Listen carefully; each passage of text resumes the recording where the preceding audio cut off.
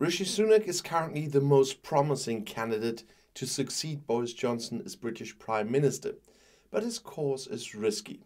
But first of all, hi everyone. There were simple words used by Rishi Sunak at the start of his election campaign on Tuesday. The country needs a mature conversation about where we are, how we got there, and what we want to do about it. Above all, this dialogue must be conducted with the citizens, and it starts with us being honest with each other. Honest. That government, okay. So, what should be a given in ordinary times is a rarity in Britain these days. After years of lies, political intrigue, and mudslinging with Boris Johnson, Sunak is attempting to stage his campaign as a fresh start. Restore trust, rebuild the economy, reunite the country are his three campaign slogans. It almost sounds as if Sunak wants to turn back time. He announced his resignation from Johnson's cabinet as Chancellor of the Exchequer last week.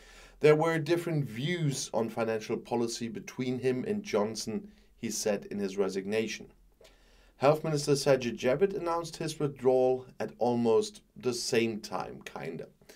In fact, at the same time, Johnson was under pressure over the Tory Chris Pincher affair.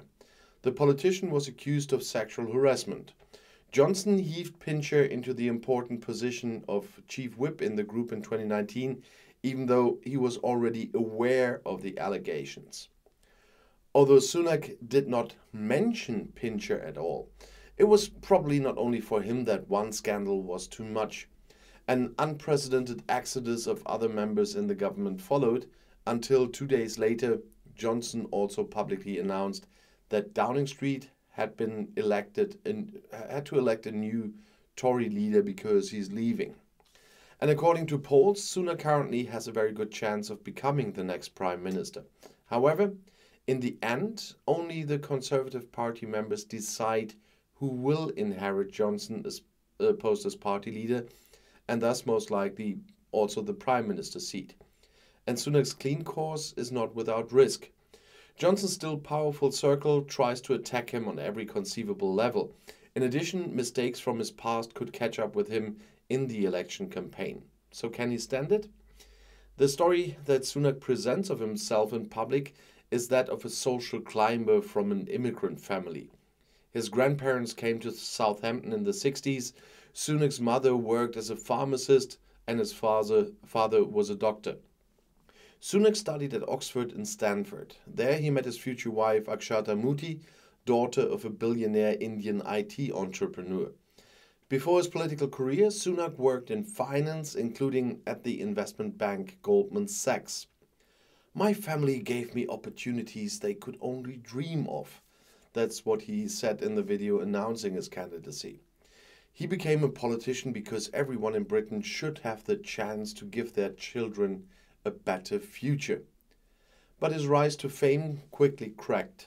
Excerpts from a BBC documentary are currently circulating on the internet, showing Sunak in his early 20s. There he talks about having friends from the upper class or with aristocratic titles, but none from the working class.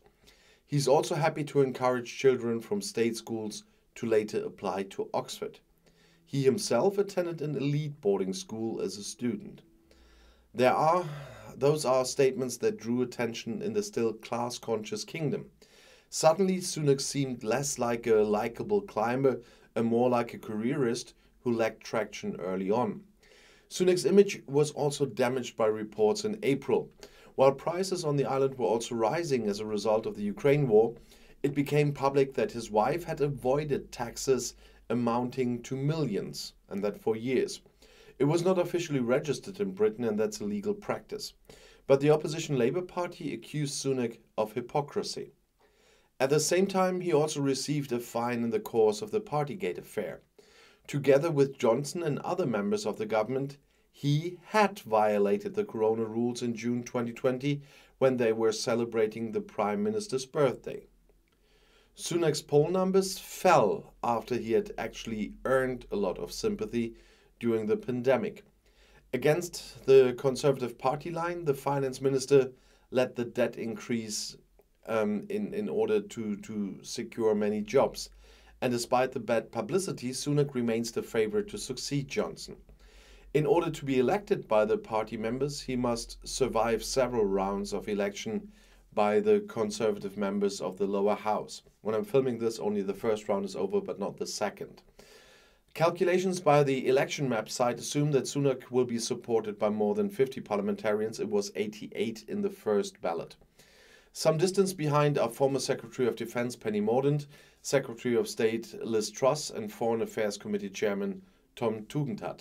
However, many of the more than 350 MPs have not publicly indicated any trend. In addition, it ultimately depends on the vote of all party members of the Conservatives. There, Sunak was only in third place in a survey by Conservative Home. Political scientist Anthony Glees also sees an open race at the moment. There's not a single figure who could immediately run for Prime Minister.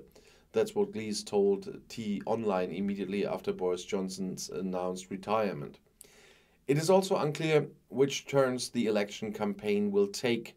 Politically, his competitors are attacking him by promising billions in tax cuts. Sunak, on the other hand, only envisages a cut on the economy once it has recovered and inflation has come down. But the competition is also resorting to much dirtier methods.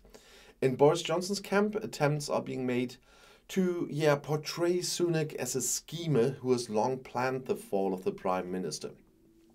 A Johnson employee called Sunak a treacherous bastard to the Financial Times. And Sunak does not want to get involved in the game, well, at least in public. On Wednesday, despite Johnson's many scandals, he spoke in the highest tones. The Prime Minister was one of the most remarkable people he had ever met and also had a good heart. He also did not want to contribute to demonizing Johnson and his achievements. However, it is hard to overlook the fact that he has had ambitions for Johnson's post for some time. His campaign site readyforrishi.com was registered in December last year. However, Sunak is not alone in this either. His competitor Penny Mordaunt secured the page pm4pm.com on May 24th in 2019. It was the day when Johnson's predecessor Theresa May announced her resignation from the party chairmanship. But the most fun attacks on Sunak at the moment on TV are always those of JRM. He really goes on. And I'll see you in my next video. Schau rein.